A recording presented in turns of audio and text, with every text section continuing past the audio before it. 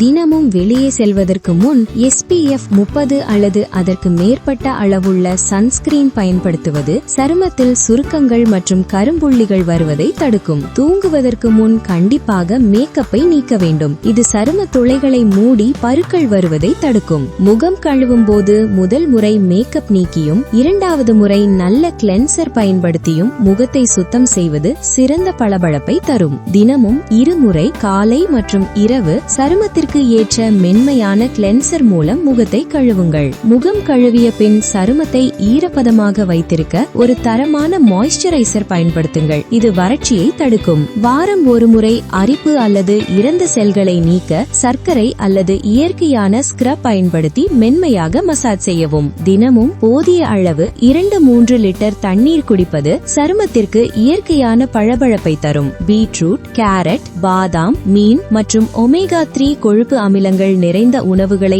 அதிகம் உண்பது சரும ஆரோக்கியத்திற்கு நல்லது. தினசரி 7-8 மணி நேரம் ஆழ்ந்த உறக்கம் சருமத்தை சரி செய்து இளமையாக வைத்திருக்க உதவும். கைகளை அடிக்கடி முகத்தில் வைப்பதை தவிர்க்கவும். இது கிருமிகள் பரவி பருக்கள் உருவாவதை தடுக்கும். குறிப்பு: இது பொதுவான ஆரோக்கிய தகவல் மட்டுமே. உடல் நல பிரச்சனை இருந்தால் மருத்துவரை அணுகவும். பிடிச்சிருந்தா எங்கள் சேனலை லைக், ஷேர் அண்ட் சப்ஸ்கிரைப் பண்ண மறக்காதீங்க.